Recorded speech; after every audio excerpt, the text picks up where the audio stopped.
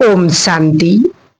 आज सतगुरुवार के दिन बाबा का विशेष भोग संदेश शशि दीदी जी के द्वारा। आइए सुनते हैं। आज स्नेह भरी यादों के साथ जैसे ही मैं वतन में पहुंची और वतन में जाती ही क्या देखती हूँ कि बाबा के कुछ बच्चे बाबा के सामने ऐसे अर्धचंद्रमा के रूप में खड़े हुए थे और थोड़ा दूरी पर देखती हूँ तो कुछ बच्चे पर्दे के पीछे खड़े हुए दिखाई दे रहे थे और थोड़ा और ऊपर की ओर देखा तो कुछ बच्चे साइड में और कॉर्नर में खड़े हुए थे। तो बाबा ने कहा कि बच्चे, तुम सबकी याद प्यार लाई हो। तो दीदी ने कहा हाँ बाबा। हर एक ने कहा कि मेरी याद देना। तो बाबा ने कहा क्या खुद बाबा को याद प्यार नहीं दे सकते हैं? तो बाबा ने कहा अच्छा इनसे पूछो कि ये खुद आए हैं या बाबा ने बुलाया है।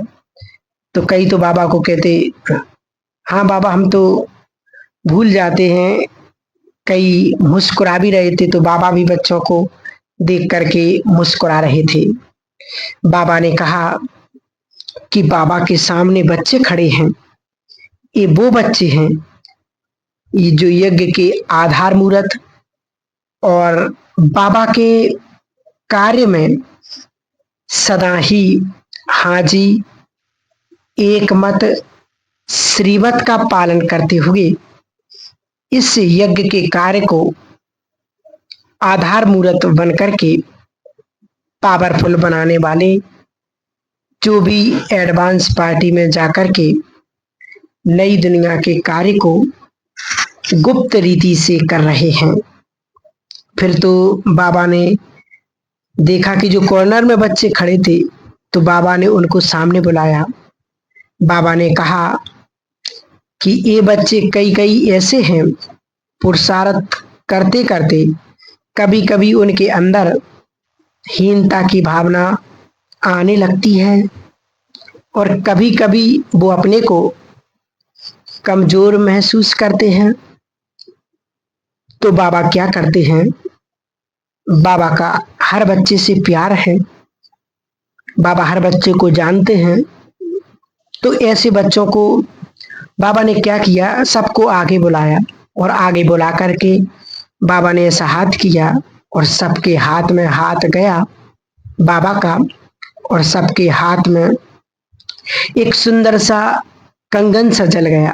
बाबा ने कहा कुछ भी हो जाए, कैसी भी परिस्थिति आए और माया कई प्रकार के तूफान लाए, लेकिन बच्चों को हिम्मत नहीं हारनी है। बाप का हाथ मेरे हाथ में है और जो शुरू में आकर के वायदा किया था वो वायदे का कंगन, सदा मर्यादा का कंगन सदा हाथ में डला रहे। फिर तीसरे प्रकार के जो पर्दे के पीछे छिपे हुए थे बाबा ने उनको सामने लाया और जैसे पर्दा खुला देखा तो ऊपर से लाइट की किरणें पहुंचती थी, हर एक के पास वरदान पहुंचता था। तो बाबा ने कहा कि हर एक बच्चे को ये ध्यान रखना है कि हम वरदाता बाप के बच्चे वरदानों से पलने वाले हैं और बाबा सदा हम बच्चों को वरदानों से भरपूर करता है।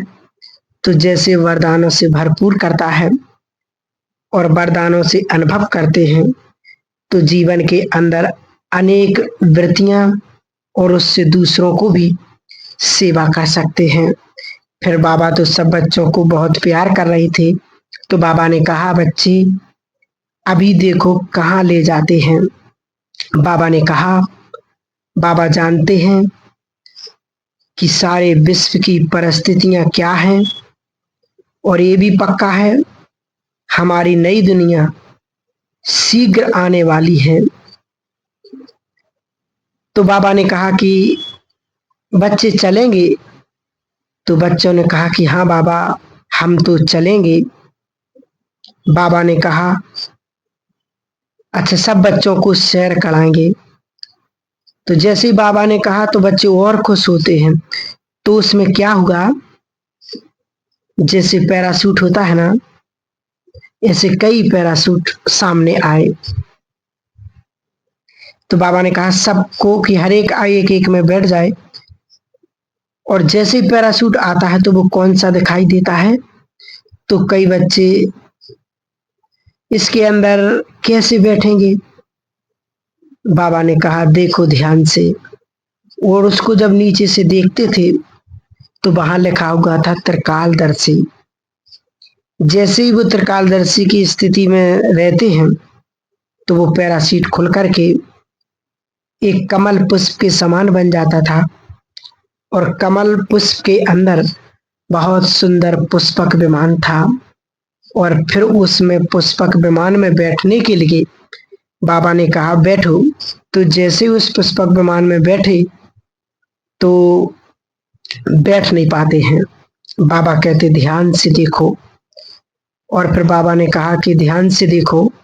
तो उस पुष्पक विमान की जो सीढ़ी थी उस पे लिखा हुआ था पावरफुल सूक्ष्म स्थिति।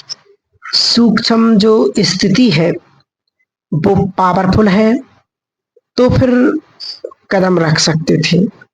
फिर ऊपर चढ़ने लगे तो दूसरा एक स्टेप था, उसमें लिखा हुआ था स्व स्थिति की सीट। तो बाबा ने कहा, बाबा ने बच्चों को सदा ही ऐसी स्टेज पर बिठाया है, लेकिन बच्चे उस स्टेज को भूल जाते हैं और कभी इधर कभी उधर की बातों में बाबा बच्चों को हमेशा स्वयं की स्टेज पर बिठाते हैं।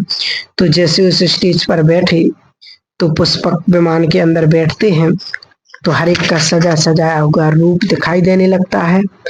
तो वो धीरे धीरे पुष्पक विमान उड़ते हैं और सारे विश्व के अंदर भ्रमण करते हैं।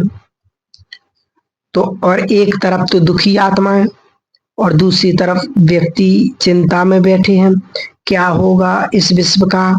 तीसरी तरफ लोगों को समझ में नहीं आ रहा है। चौथी तरफ ऐसे लोग थे वो कहते कि भगवान हमारी इच्छा पूर्ण कब करेगा। तो ऐसे जैसे सबके पास कुछ ना कुछ, किसी के ना किसी के पास फ्लावर पहुंचता, किसी के पास कोई लाइट की किरण पहुंचती थी, किसी के पास कुछ पहुंचता था। तो सबको लगता था कि हमारे इष्ट देव हमारे पास आ गए हैं। तो बाबा ने कहा कि बच्चों को, कि बाबा बच्चों को ये क्यों दिखा रहे हैं, क्योंकि अभी समय है कि अपनी सूक्ष्म स्थिति के द्वारा सारे विश्व के अंदर शक्ति फैलाना और विश्व की दुखी आत्माओं को आशा की किरण दिखाना, और जो सोच रहे हैं क्या होगा उनको यह महसूस कराना कि अब नई दुनिया, हमारी नई दुनिया आई की आई। और ये सेवा, ये कार्य बाबा ने बच्चों को दिया है कि सूक्ष्म स्वयं की सीट पर बैठ करके बच्चों को सारे विश्व के अंदर साकाश की किरणें देनी है। तब संपन्नता का कार्य पूर्ण होगा, तब अपनी नई दुनिया में आएंगे। और ये जो परिस्थितियां हैं ये दिन प्रतिदिन बढ़ती जाएंगी, लेकिन बाबा ने बच्चों को पहले से ही त्रिकालदर्शी बना दिया है। और ये परिस्थितियां, इसके अंदर कोई गहरे राज समाये हुए हैं जो ब्राह्मण बच्चों को त्रिकालदर्शी बनकर के, साक्षी होकर के बाबा के साथ का, बाबा के हाथ पकड़ करके अपने निश्चय को पक्का करके चलना है। तो ये परिस्थितियां भी ऐसी ऐसी बदली हो जाएंगी जैसे कि लगेगा कि कोई चमत्कार हो गया है। और बाबा के बच्चे तो सारे ही अपने सिद्धि स्वरूप चमत्कारी हैं। तो बच्चों को ही ऐसा कार्य करके दिखाना है, तब सृष्टि का परिवर्तन और बाप की प्रत्यक्षता और अपनी नई दुनिया का साक्षात्कार होगा। फिर तो बाबा को भोग स्वीकार कराया और फिर बाबा ने सबको अपने हाथ से भोग स्वीकार कराते हुए कहा कि बच्चे ध्यान रखते हुए, बाबा ने कहा टेंशन ध्यान रखना, परिस्थितियों में डामाडोल नहीं, आपका जो हाथ मजबूत, हाथ में हाथ है और मर्यादाओं का कंगन सदा डला रहे। फिर बाबा को बताया, बाबा आज तो बहुतों के भोग हैं, तो बाबा ने सबको इमर्ज किया और खास करके कल संतोष दीदी ने सबके लिए भोग के लिए कहा था, तो सबका याद प्यार दिया, सबको इमर्ज करते बाबा ने सबको याद प्यार दिया, कहा सब बाबा के लाल ले। तो ये था आज का भोग संदेश विशेष। ओम शांति।